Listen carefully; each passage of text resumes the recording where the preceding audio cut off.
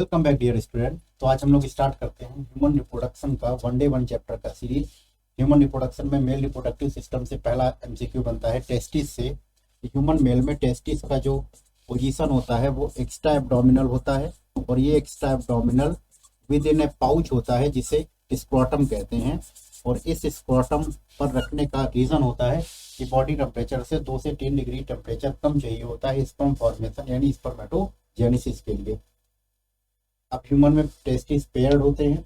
Each testis के पास 250 compartments होते हैं जिनको टेस्टिकुलर लॉब्यूल बोलते हैं, और हर लॉब्यूल में 1 to 3 कॉइल्ड सेमिनिफेरस ट्यूब्यूल होती हैं।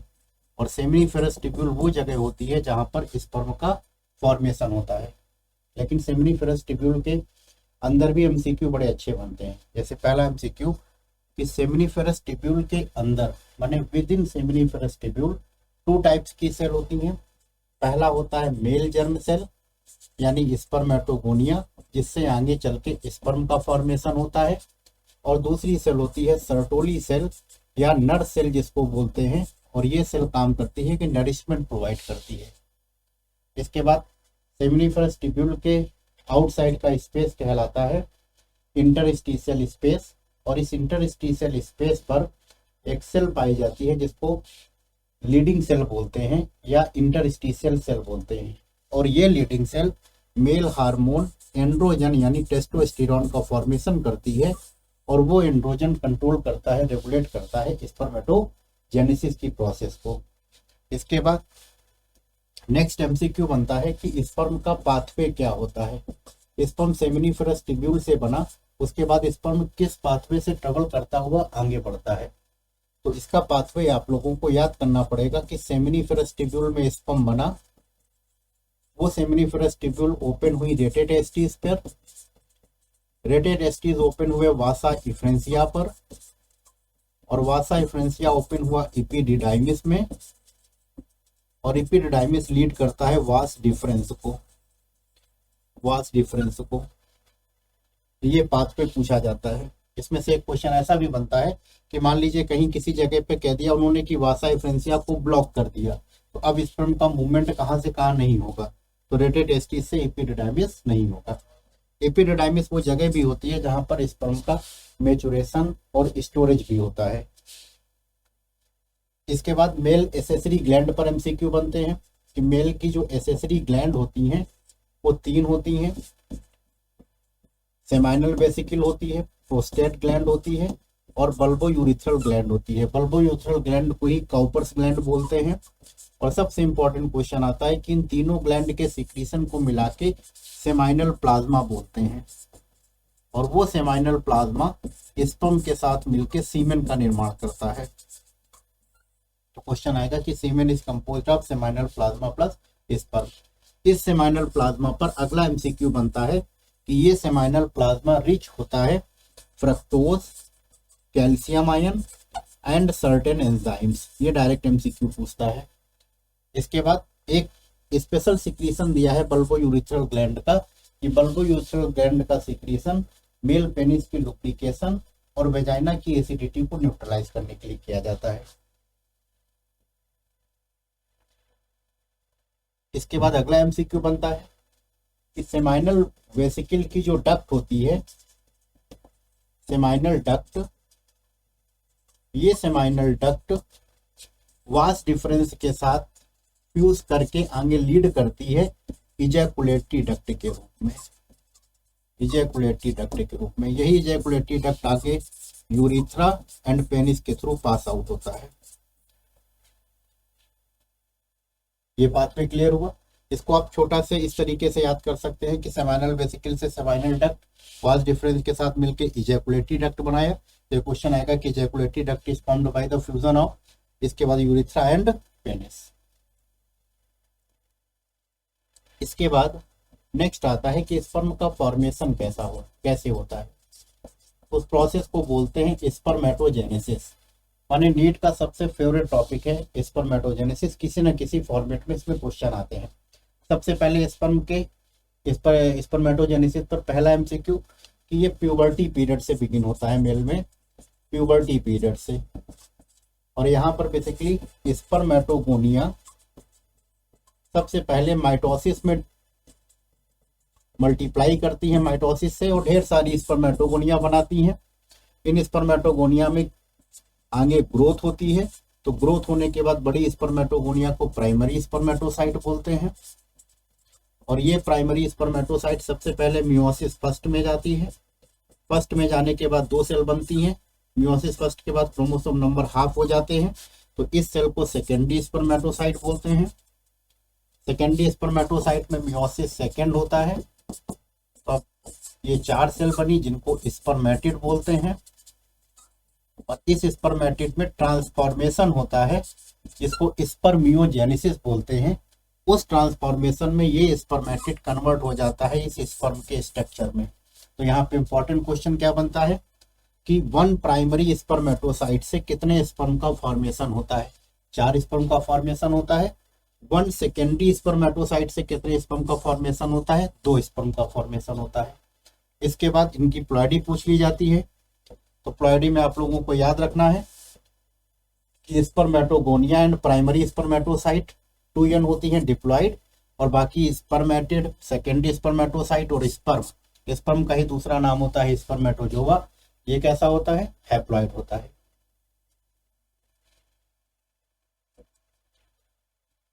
नेक्स्ट क्वेश्चन आता है हार्मोनल कंट्रोल ऑफ स्पर्मेटोजेनेसिस की। स्पर्मेटोजेनेसिस का हार्मोनल कंट्रोल कैसे होता है? तो प्यूबर्टी के टाइम में GnRH हार्मोन रिलीज होता है। वो GnRH हार्मोन क्या काम करता है कि एंटीरियर पिट्यूटरी से गोनेडोट्रोपिन हार्मोन का रिलीज करता है, जो कि LH एंड FSH होते हैं। ये दोनों हार्मोन जाते हैं टेस्टिस में, और टेस्टिस में LH स्टिमुलेट करता है लीडिंग सेल को, और लीडिंग सेल बेसिकली फॉर्म करती है एंड्रोजन जो कि रेगुलेट करती है स्पर्मेटोजेनेसिस को। उसके बाद FSH स्टिमुलेट करती है सर्टोली सेल को जो कि रेगुलेट करता है स्पर्मियोजेनेसिस को। तो ये हो गया हार्मोनल कंट्रोल। इसके बाद एक छोटा सा डेटा NCERT में दिया हुआ है कि ह्यूमन मेल इजैकुलेट करता है 200 to 300 मिलियन स्पर्म, और उस 200 to 300 मिलियन स्पर्म में फर्टिलाइजेशन के लिए, फर्टिलिटी के लिए 60% स्पर्म का नॉर्मल शेप एंड साइज होना चाहिए, एंड उसमें 40% मस्ट शोज विगोरस मोटिलिटी, यानी उनमें हाइपर मोटिलिटी होनी चाहिए। इसके बाद आते हैं फीमेल रिप्रोडक्टिव सिस्टम में।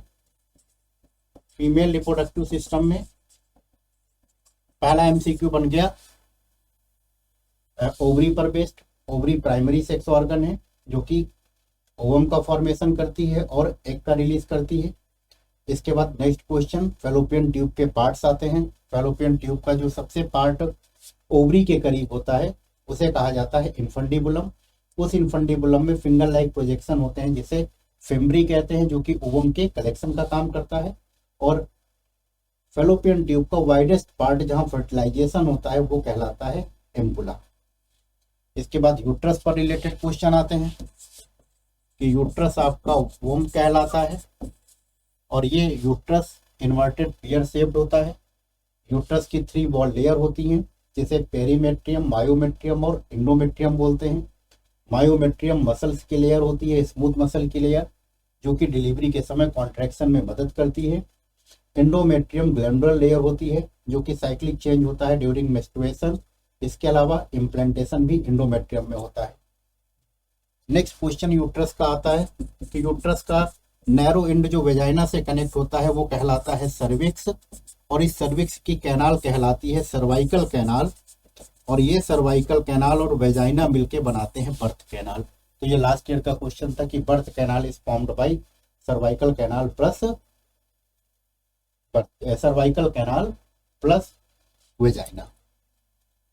नेक्स्ट क्वेश्चन आता है कि फीमेल में, जैसे मेल में स्पर्मेटोजेनेसिस है उसी तरह से फीमेल में oogenesis से रिलेटेड, या ये क्वेश्चन आप एक्सटर्नल जेनेटेलिया से कर सकते हैं कि एक्सटर्नल जेनेटेलिया में mons pubis, labia majora, labia minora, hymen और क्लैटोरिस होता है।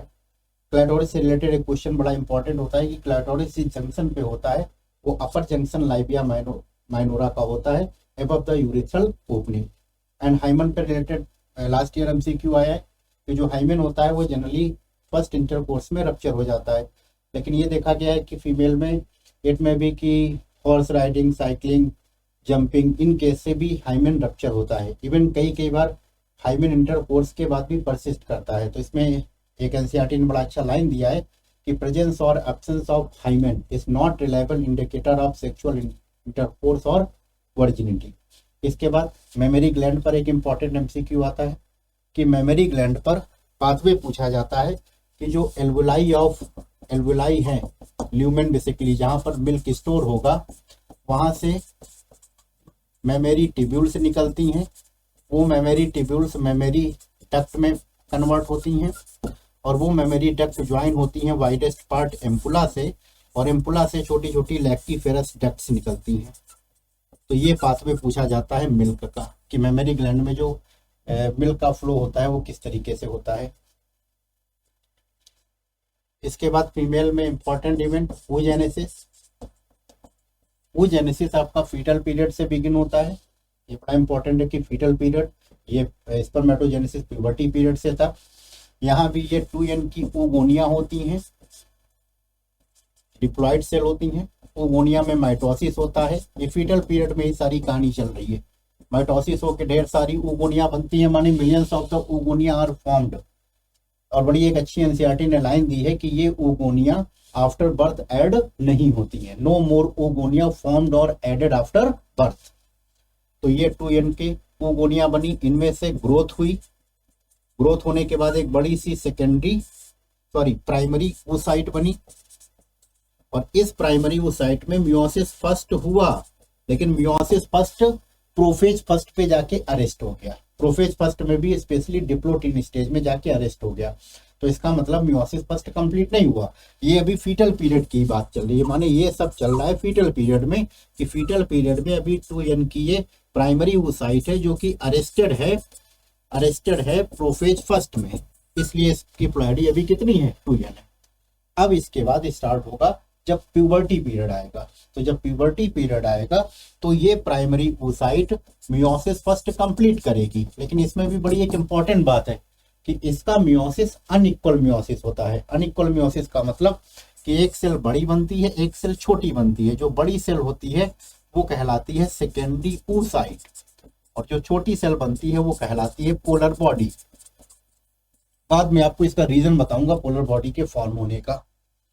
अब इस सेकेंडरी oocyte, यह बहुत इंपॉर्टेंट है, ध्यान से सुनिएगा, बहुत ज्यादा इंपॉर्टेंट है कि अभी इस सेकेंडरी oocyte को मियोसिस सेकेंड कंप्लीट करना है। लेकिन ये मियोसिस सेकेंड के मेटाफेज सेकेंड में अरेस्ट हो जाती है। अभी ये अरेस्ट है मियोसिस सेकेंड के मेटाफेज सेकेंड में। बहुत इंपॉर्टेंट लाइन है, ध्यान से सुनिएगा कि ये ओवरी है, ये आपका फैलोपियन ट्यूब है, और इस ओवरी से ये अभी सेकेंडरी oocyte है जो कि मेटाफेज सेकेंड में अरेस्टेड है। और यही सेकेंडरी oocyte जो मेटाफेज सेकेंड में अरेस्टेड है, यही यहाँ से रिलीज होके फैलोपियन ट्यूब में आएगी, और इसी प्रोसेस को हम लोग बोलते हैं ओवुलेशन, जिसे नॉर्मली कहा जाता है कि एग का रिलीज हुआ। तो एक्चुअल में अभी वो एग सेकेंडरी oocyte के मेटाफेज सेकेंड में अरेस्टेड है, राइट। और अब ये यहां पर मियोसिस सेकेंड तभी कंप्लीट करेगा जब स्पर्म आके इसको टच करेगा। अगर स्पर्म आके इसको टच नहीं करता तो ये मियोसिस सेकेंड के मेटाफेज सेकेंड स्टेज में ही अपने आप को खत्म कर देगा। तो इसका मतलब एक फीमेल में फंक्शनल ओवम का फॉर्मेशन तभी होता है जब स्पर्म आके उसको फर्टिलाइज करता है। और जैसे स्पर्म इसको फर्टिलाइज करेगा, जैसे स्पर्म इसको टच करेगा, वैसे ही एक छोटी सी पोलर बॉडी निकलेगी और एक बड़ा सा हैप्लॉइड एग बनेगा, और ये एग तुरंत फिर फर्टिलाइज होके कन्वर्ट हो जाएगा जाइगोट में। इसका मतलब एक बड़ा इंपॉर्टेंट एमसीक्यू है कि मेल में जैसे स्पर्म का फॉर्मेशन हुआ, मेचुरेशन हुआ, डेवलपमेंट हुआ, एग में ऐसा कुछ नहीं होता। एग बनते ही तुरंत फर्टिलाइज होके जाइगोट में कन्वर्ट हो जाता है। और दूसरा इंपॉर्टेंट एमसीक्यू कि एक प्राइमरी oocyte से एक ही एग बनता है, एक सेकेंडरी oocyte से एक ही एग बनता है।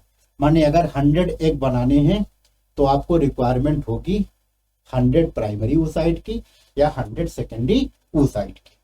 अब इसके बाद रीजन जान लीजिए कि ये पोलर बॉडी का फॉर्मेशन क्यों हुआ। पहला तो रीजन इसका छोटा सा है कि क्रोमोसोम नंबर को मेंटेन कर दिया, माने पोलैरिटी को मेंटेन कर दिया। दूसरा इसका रीजन है कि जब ये बड़ा सा एन का सेकेंडरी oocyte था और स्पर्म ने इसको टच किया तो अब ये आगे फर्टिलाइज होके जाइगोट में कन्वर्ट हो गया। और जैसे ही ये जाइगोट बना तो आपको पता है कि ये जाइगोट अभी यहाँ से यूट्रस तक जाने में 7 दिन का समय लेगा। तो उस 7 दिन के नरिशमेंट की जिम्मेदारी मदर अपने एग में ही रखती है कि एग जितना बड़ा होगा साइटोप्लाज्म उतना ज्यादा होगा, न्यूट्रिएंट उतना ज्यादा होगा। तो कहीं ना कहीं पोलर बॉडी छोटा सा साइटोप्लाज्म लेके ढेर सारे न्यूट्रिएंट एग को दे देती है। ये इंपॉर्टेंट oogenesis का कॉन्सेप्ट हुआ। इसके बाद आते हैं फॉलिकुलर डेवलपमेंट। फॉलिकुलर डेवलपमेंट पे क्या क्वेश्चन बनता है कि पहले तो फॉलिकुलर डेवलपमेंट का sequence, primary follicle, secondary follicle, tertiary follicle and mature Graafian follicle, चारों में डिफरेंस समझ लो। बस एक एक लाइन का डिफरेंस है कि जो प्राइमरी oocyte होती हैं, प्राइमरी oocyte, इस प्राइमरी oocyte के ऊपर ये ग्रेनुलोसा सेल्स की लेयर होती है, ये ग्रेनुलोसा सेल्स की लेयर होती है, ये लेयर, ठीक। अब इस कंप्लीट स्ट्रक्चर को प्राइमरी फॉलिकल बोलते हैं। एनसीईआरटी के एक डेटा भी याद कर लेना कि 60 to 80,000 primary follicle left in each ovary. इसके बाद सेकेंडरी फॉलिकल में क्या डिफरेंस होता है कि ये आपका प्राइमरी oocyte है और ये आपकी ग्रेनुलोसा सेल्स के नंबर और बढ़ गए, ये ग्रेनुलोसा सेल्स के नंबर और बढ़ गए ग्रेनुलोसा सेल्स के नंबर। इसके अलावा आउटर में एक ओवेरियन स्टोमा कनेक्टिव टिश्यू की लेयर आ गई, ये ओवेरियन स्टोमा कनेक्टिव टिश्यू की लेयर, ये जिसको नाम देती है एनसीईआरटी थीका लेयर। तो सेकेंडरी फॉलिकल के फीचर थीका लेयर हो गया, मोर नंबर ऑफ ग्रेनुलोसा सेल्स हो गया, और अब इस कंप्लीट स्ट्रक्चर का नाम पड़ गया सेकेंडरी फॉलिकल। और यही secondary follicle female hormone estrogen का निर्माण करती है। इसको हम आगे कनेक्ट करेंगे मेस्टुअल साइकिल से। इसके बाद आगे आए टर्शरी फॉलिकल। टर्शरी फॉलिकल में क्या चेंज हुआ? चेंज ये हुआ टर्शरी फॉलिकल में कि ये जो प्राइमरी oocyte था, जो कि 2n का था प्राइमरी oocyte, ये primary oocyte meiosis first complete किया और कंप्लीट करके n का स्ट्रक्चर सेकेंडरी oocyte बना दिया। और इसके अलावा जो आउटर में थीका लेयर थी, ये थीका लेयर 2 पार्ट में ब्रेक हो गई, थीका एक्सटर्ना और थीका इंटरना। इसके अलावा ग्रेनुलोसा सेल्स इस तरीके से अरेंज हो गई और बीच में यहाँ पर फ्लूइड फिल्ड कैविटी बन गई, जिसका नाम है एंट्रम। तो बताओ टर्शरी फॉलिकल के 3 feature, presence of fluid filled cavity called antrum, theca layer differentiate into theca externa and theca interna. इसके अलावा primary oocyte completes meiosis first और ये बन गया सेकेंडरी oocyte। अब Graafian follicle basically mature follicle है, जहां से आगे चल के ओवुलेशन होगा। अब इसमें क्या चेंज होगा? एकदम सेम टू टर्शरी फॉलिकल है, बस इसमें ऐड हो जाएगा ग्रेनुलोसा सेल्स और एग की मेम्ब्रेन के बीच में एक acellular layer, non cellular layer, glycoproteinaceous layer, जिसका नाम होता है जोना पेलुसिडा। तो ग्रेफियन फॉलिकल का फीचर हो गया presence of zona pellucida layer. Zona pellucida पे नॉन सेलुलर क्वेश्चन आ जाए, ये सीक्वेंस आपका बन गया। अब आते हैं मेस्ट्रुअल साइकिल पर। मेस्ट्रुअल साइकिल पर पहला एमसीक्यू हमारा बना कि फीमेल में मेस्ट्रुअल साइकिल का एवरेज ड्यूरेशन 28 to 29 डेज होता है। ये मेस्ट्रुअल साइकिल फीमेल प्राइमेट्स में होती है। फीमेल प्राइमेट्स में ह्यूमन, एप, मंकी आ गए और हम लोगों को ह्यूमन का पढ़ना है। इस ह्यूमन की 28 डेज की साइकिल को 4 पार्ट में डिवाइड करते हैं। पहला होता है मेस्ट्रुअल फेज, इसे मेंसेस कहते हैं, ब्लीडिंग फेज बोलते हैं। दूसरा होता है फॉलिकुलर फेज या प्रोलिफरेटिव फेज, और तीसरा होता है ओवुलेटरी फेज। चौथा होता है सिक्रीटरी फेज, इसी को ल्यूटियल फेज बोलते हैं। अब इंपॉर्टेंट क्या है? Menstrual phase. मेस्ट्रुअल फेज का मतलब कि ये यूट्रस था, यूट्रस की ये एंडोमेट्रियम की लेयर थी, ये एंडोमेट्रियम की लेयर है यूट्रस की। इस एंडोमेट्रियम की लेयर का स्लगिंग हो रहा है, माने ये एंडोमेट्रियम के लेयर में जो ब्लड की कैपिलरीज हैं इनका धीरे धीरे स्लगिंग हो रहा है, ब्लड का लॉस हो रहा है। तो मेस्ट्रुअल फेज में ब्लड का लॉस हो रहा है। ये लगभग 4 to 5 डेज की साइकिल ऑपरेट होती है। इसके बाद फॉलिकुलर फेज, फॉलिकुलर फेज में क्या होगा, ध्यान से देखिएगा, ये ओवरी है, ये यूट्रस है। यूट्रस से पहले फेज में क्या हो गया, ब्लड का स्लगिंग हो गया। अब इधर फॉलिकुलर फेज में क्या होगा कि एफएसएच हार्मोन पिट्यूटरी से राइज करेगा, वो एफएसएच फॉलिकल की ग्रोथ को प्रमोट करेगा, माने फॉलिकुलर डेवलपमेंट होगा, जो हम लोगों ने पढ़ा प्राइमरी सेकेंडरी टर्सरी। और यहाँ पर वो लोग ग्रेफियन फॉलिकल का निर्माण कर देंगे। और जब ये फॉलिकल्स बन रही होंगी उस समय एस्ट्रोजन हार्मोन अपने पीक पर होगा।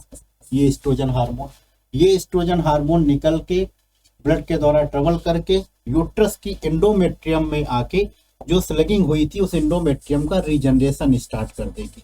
इसी को बोलते हैं प्रोलीफरेशन। तो इंपॉर्टेंट है कि प्रोलीफरेशन के केस में जो इंपॉर्टेंट हार्मोन है वो एस्ट्रोजन है, और फॉलिकुलर के केस में जो इंपॉर्टेंट हार्मोन है वो एफएसएच है। जब यहाँ पर मेच्योर फॉलिकल बन जाएगी तो इस मेच्योर फॉलिकल का ओवुलेशन होगा, और इस ओवुलेशन के लिए LH एंड FSH रिस्पॉन्सिबल होते हैं। LH का अमाउंट ज्यादा से ज्यादा रिलीज होता है प्रियर टू ओवुलेशन। इसके लिए स्पेसिफिक टर्म होता है LH सर्ज, कि huge amount of release of LH। अब ये क्या करता है कि जो ग्रेफियन फॉलिकल हम लोगों ने बनाई थी उस ग्रेफियन फॉलिकल के अंदर से सेकेंडरी oocyte को रिलीज करता है। कहां पर, फैलोपियन ट्यूब में, फैलोपियन ट्यूब में। लेकिन एक बड़ी इंपॉर्टेंट चीज है कि जब ये सेकेंडरी oocyte रिलीज होता है तो सेकेंडरी oocyte का अपना ये प्लाज्मा मेम्ब्रेन है, सेकेंडरी oocyte का। इसके चारों तरफ ये जोना पेलुसिडा की लेयर है, नॉन सेलुलर लेयर है जोना पेलुसिडा की, और इसके चारों तरफ कुछ ग्रेनुलोसा सेल्स अटैच हैं। ये कुछ ग्रेनुलोसा सेल्स अटैच है, ये ओवुलेट होके आएंगे, और इन ग्रेनुलोसा सेल्स को अब एक स्पेशल नाम दिया जाएगा, कोरोना रेडिएटा। तो आप लोग एक इंपॉर्टेंट पॉइंट याद रखिएगा कि एग की मेम्ब्रेन को स्पेशल नाम देते हैं विटेलाइन मेम्ब्रेन, विटेलाइन मेम्ब्रेन। अब एनसीईआरटी ने विटेलाइन मेम्ब्रेन का नाम नहीं दिया, लेकिन विटेलाइन एग की मेम्ब्रेन और जोना पेलुसिडा के बीच में जो स्पेस है इसे नाम दिया है पेरीविटेलाइन स्पेस। तो ये क्वेश्चन बन सकता है कि पेरीविटेलाइन स्पेस किसके किसके बीच का होता है, एग की plasma membrane and zona pellucida. इसके अलावा इंपॉर्टेंट एमसीक्यू बन सकता है कि जो एग की लेयर्स हैं वो आउटर टू इनर क्या नाम है, तो सबसे आउटर में कोरोना रेडिएटा, मिडिल में जोना पेलुसिडा और इनर में विटेलाइन मेम्ब्रेन। ये क्लियर हुआ। इसके बाद आता है लास्ट फेज जिसे हम लोग बोलते हैं ल्यूटियल फेज। तो ल्यूटियल फेज क्या होता है, देखिए ये फैलोपियन ट्यूब था, यहां पर ओवरी से एग रिलीज हो गया, एग आपको पता है कि वो सेकेंडरी oocyte स्टेज में रिलीज हुआ है। तो अब ग्रेफियन फॉलिकल जो बचा वो Graafian follicle ruptured Graafian follicle होता है, और उसी रप्चर्ड ग्रेफियन फॉलिकल को कॉर्पस लूटियम बोलते हैं। रप्चर्ड ग्रेफियन फॉलिकल कहलाता है कॉर्पस लूटियम, और ये कॉर्पस लूटियम रिस्पॉन्सिबल होता है, ध्यान से सुनिएगा, ये कॉर्पस लूटियम रिस्पॉन्सिबल होता है high amount of progesterone and estrogen hormone के रिलीज के लिए। और ये प्रोजेस्टेरॉन और एस्ट्रोजन दोनों मिलके क्या काम करते हैं कि जो यूट्रस की थिकनिंग सबसे पहले एस्ट्रोजन ने बढ़ाई थी, ये थिकनिंग को एस्ट्रोजन ने बढ़ाई थी, उस थिकनिंग को और बढ़ाने का काम करते हैं दोनों हार्मोन। इसके अलावा प्रोजेस्टेरॉन एंडोमेट्रियम की सेल में नरिशमेंट फुलफिल्ड करते हैं, क्योंकि जब जाइगोट आके इम्प्लांट होगा तो उसको नरिशमेंट की रिक्वायरमेंट होगी। वो इनिशियल नरिशमेंट एंडोमेट्रियम की सेल अपने पास सिंथेसिस स्टार्ट कर देती है। नेक्स्ट क्वेश्चन आता है कि जो कॉर्पस ल्यूटियम है इसकी लाइफ स्पैन कितनी होती है, माने कि ये कितने दिन तक जिंदा रहती है। तो यहाँ पर एक इंपॉर्टेंट क्वेश्चन आता है, बहुत ही अच्छा एमसीक्यू, जो कि मतलब एक लेवल के ऊपर होता है। वो क्या होता है कि जैसे ये 28 डेज की हमने साइकिल डिस्कस किया, इस 28 में ये 14th यहाँ पर मेस्ट्रुअल फेज बिल्डिंग फेज हुआ, इसके बाद यहाँ पर फॉलिकल्स का डेवलपमेंट हुआ, ये और यहाँ पर ओवुलेशन हुआ तो अब बन गई कॉर्पस ल्यूटियम। अब ये corpus luteum huge amount of progesterone and estrogen hormone का रिलीज करेगी। लेकिन अब यहाँ पर एक इंपॉर्टेंट चीज आती है, आप ध्यान से देखिएगा कि ये मान लीजिए 14th डे पे ओवुलेशन हुआ, ठीक, तो ये एग जो है ये रिलीज हो गया यहाँ पर 14th डे पे, और स्पर्म आके अगर इसको फर्टिलाइज नहीं करता, जाइगोट नहीं बनता, तो फिर ये कॉर्पस ल्यूटियम 28 डेज बाद ऑटोमेटिकली 28 डेज बाद खत्म हो जाएगी। और जैसे ही कॉर्पस ल्यूटियम रिग्रेट करेगी तब उस कॉर्पस ल्यूटियम को कॉर्पस एल्बिकेंस बोलते हैं। और जैसे ही कॉर्पस ल्यूटियम रिग्रेस करेगी वैसे ही प्रोजेस्टेरॉन का लेवल डाउन होगा, और इस इंडोमेट्रियम की मेंटेन करने की जिम्मेदारी पूरी प्रोजेस्टेरॉन की होगी। और जैसे ही विड्रॉल ऑफ प्रोजेस्टेरॉन होगा नेक्स्ट मेंस्ट्रुएशन स्टार्ट हो जाएगा। ये क्लियर? अब चलो आगे बढ़ते हैं। अब आते हैं फर्टिलाइजेशन पर। फर्टिलाइजेशन पर सबसे पहला क्वेश्चन आ गया कि फर्टिलाइजेशन का साइट क्या होता है? एम्पुला होता है। इस पर भी एनसीईआरटी ने एक लाइन दी हुई है कि सारे कॉपुलेशन फर्टिलाइजेशन को लीड नहीं करते। क्यों? क्योंकि फर्टिलाइजेशन के लिए स्पर्म एंड ओवम का साथ साथ ट्रेवल करते हुए एम्पुला रीजन पर पहुंचना जरूरी है। सेकेंड इंपॉर्टेंट क्वेश्चन बनता है कि जैसे ही एग की मेम्ब्रेन स्पर्म की मेम्ब्रेन को फ्यूज करता है वैसे ही मियोसिस सेकेंड कंप्लीट होता है, वैसे ही आपका पोलर बॉडी रिलीज होता है और पूरा का पूरा sperm, whole sperm enter in the egg and formation of zygote occur. Next question होता है जाइगोट का डेवलपमेंट। तो जो जाइगोट का डेवलपमेंट होता है वो किस तरीके से होता है कि जाइगोट में सबसे पहले क्लीवेज नाम का डिवीजन होता है। क्लीवेज पर बहुत इंपॉर्टेंट एमसीक्यू आते हैं कि जैसे ये जाइगोट है, 2n की सेल है, अब इसमें अगर क्लीवेज होगा तो क्लीवेज से जो भी सेल्स बनेंगी, ये सेल्स बनी, इन सेल्स को ब्लास्टोमियर बोलते हैं। क्या बोलते हैं? ब्लास्टोमियर। तो जाइगोट क्लीवेज करके मारुला एंड ब्लास्टुला स्टेज बनाता है। तो सबसे पहला सवाल तो यही आ गया कि हमारा जाइगोट फॉर्म हुआ ये फैलोपियन ट्यूब में, और यहीं पर जाइगोट में क्लीवेज स्टार्ट हो गया। तो पहला सवाल आया कि फीमेल में क्लीवेज कहाँ से स्टार्ट हुआ? फैलोपियन ट्यूब से। क्लीवेज की रिक्वायरमेंट टिल ब्लास्टुला स्टेज तक है, माने ब्लास्टुला स्टेज जहां कंप्लीट हो गई उसके बाद नॉर्मल माइटोसिस होगी। तो अब क्वेश्चन आता है कि क्लीवेज और माइटोसिस में क्या डिफरेंस होते हैं? बहुत अच्छे एमसीक्यू बनते हैं यहाँ से। देखिए ये जाइगोट है, जाइगोट में फर्स्ट क्लीवेज हुआ, ये आपने कह दिया कि ये 2 सेल बन गई, ये 2 सेल, ये दोनों सेल पहले वाले सेल के कंपेयर में छोटी हो गई। सेकंड आपने क्लीवेज किया, सेकंड क्लीवेज करने से ये सेल का साइज और छोटा हो गया, माने जैसे जैसे क्लीवेज हो रहा है सेल के नंबर तो बढ़ रहे हैं लेकिन सेल का साइज छोटा हो रहा है। इन रिजल्टेंट सेल को हम लोगों ने नाम पहले ही दे दिया है कि ब्लास्टोमियर होता है, ब्लास्टोमियर। तो जब ये ब्लास्टोमियर 8 से 16 सेल के बीच का होगा, माने 8 से 16 सेल की ब्लास्टोमियर होगा, तो ये कहलाता है मारुला स्टेज। मारुला स्टेज मलबेरी शेप्ड होता है। और जब इसका नंबर और बढ़ जाएगा 32 से 64 सेल स्टेज का, तो उसको ब्लास्टुला बोलते हैं। अब ब्लास्टुला पर इंपॉर्टेंट एमसीक्यू किस तरह से आते हैं कि ब्लास्टुला की जो 32 सेल्स होती हैं उनमें इस तरीके का अरेंजमेंट होता है कि एक आउटर ग्रुप ऑफ सेल के रूप में अरेंज हो जाता है और एक ये इनर ग्रुप ऑफ सेल के रूप में अरेंज हो जाता है ये, और यहाँ पर ये फ्लूइड फिल्ड कैविटी बनती है जिसको बोलते हैं ब्लास्टोसील। तो पहला क्वेश्चन आता है कि इस आउटर ग्रुप को बोलते हैं ट्रोफोब्लास्ट और इस इनर ग्रुप ऑफ सेल को बोलते हैं इनर सेल मास। और इसी ट्रोफोब्लास्ट की मदद से यूट्रस की इंडोमेट्रियम पर ये अटैच होती है। इस प्रोसेस को इम्प्लांटेशन कहते हैं, जो कि फर्टिलाइजेशन के लगभग 7 डेज बाद होता है। इसके बाद जो ट्रोफोब्लास्ट की सेल्स है, ये इनर सेल मास है, यही इनर सेल मास बेसिकली इम्ब्रियोब्लास्ट होती हैं, और ये आगे फ्यूचर का पूरा इम्ब्रियो, माने अब आगे एक्टोडर्म, मेसोडर्म, इंडोडर्म, सारी जर्म लेयर का फॉर्मेशन, पूरी बॉडी का निर्माण नॉर्मल माइटोसिस के द्वारा गैस्ट्रोलाइस्टेज से किसके द्वारा होता है? इनर सेल मास या इम्ब्रियोब्लास्ट। अब एनसीईआरटी ने किसमें स्पेशल दिया हुआ है कि formation of organ particular month पे, तो उसमें आपको 5 पॉइंट्स याद रखने हैं कि फर्स्ट मंथ के एंड तक हार्ट बन जाता है, हार्ट बीट स्टार्ट हो जाती है। सेकेंड मंथ के एंड पर आपके ऑर्गन सिस्टम का निर्माण शुरू हो जाता है, माने लिम्ब डिजिट का निर्माण शुरू हो जाता है। इसके बाद जैसे ही फर्स्ट ट्राइमेस्टर माने 3 मंथ कंप्लीट होते हैं तो most of the major organ system are well developed हो जाते हैं। फिर इन्होंने दिया है कि एट 5th मंथ तो फर्स्ट मूवमेंट ऑफ फीटस का फर्स्ट मूवमेंट स्टार्ट हो जाता है।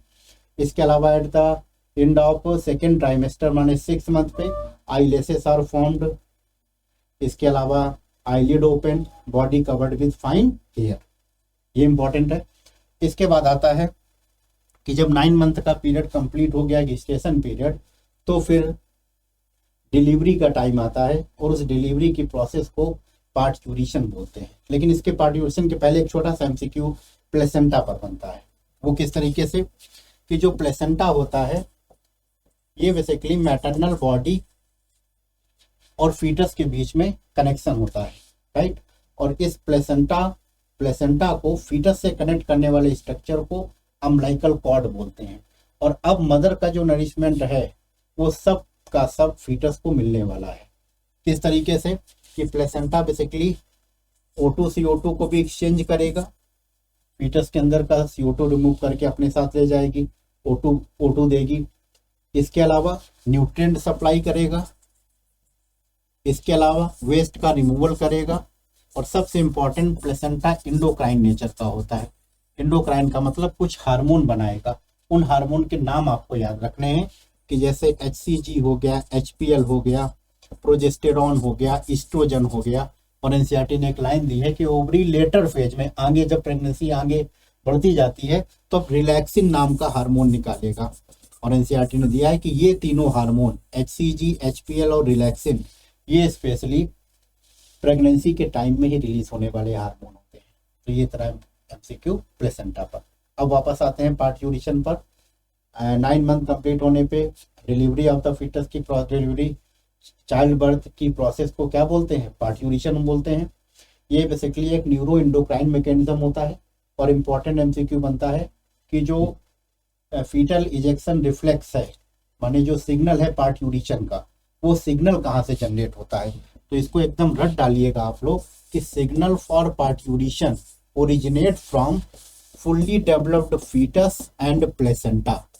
और इनके द्वारा जो सिग्नल जनरेट होता है उससे माइल्ड यूट्राइन कॉन्ट्रैक्शन होता है, उसको फीटल इजेक्शन रिफ्लेक्स बोलते हैं। और उस माइल्ड यूट्राइन कॉन्ट्रैक्शन से maternal pituitary, basically posterior pituitary से हार्मोन निकलता है ऑक्सीटोसिन। वो ऑक्सीटोसिन मायोमेट्रियम पर आके मायोमेट्रियम को कॉन्ट्रैक्ट करता है, और जितना मायोमेट्रियम कॉन्ट्रैक्ट होगी ऑक्सीटोसिन उतना ज्यादा निकलेगा। और यही प्रोसेस इंक्रीज होते होते डिलीवरी पार्ट्यूरेशन कंप्लीट हो जाता है। इसके बाद अगला एमसीक्यू आता है कि जब चाइल्ड बर्थ होती है तो उसके बाद प्लेसेंटा भी एक्सपेल आउट हो जाता है। नेक्स्ट एमसीक्यू लैक्टेशन, कि फीमेल में जो फर्स्ट मिल्क का प्रोसेस है वो लैक्टेशन है। और फर्स्ट मिल्क स्पेशली एक नाम दिया जाता है कोलोस्ट्रम। ये कोलोस्ट्रम आपका नेचुरल पैसिव इम्यूनिटी प्रोवाइड करता है, एंटीबॉडी रिच होता है। अगला सेशन हम लोगों का रिप्रोडक्टिव हेल्थ का होगा। Thank you dear.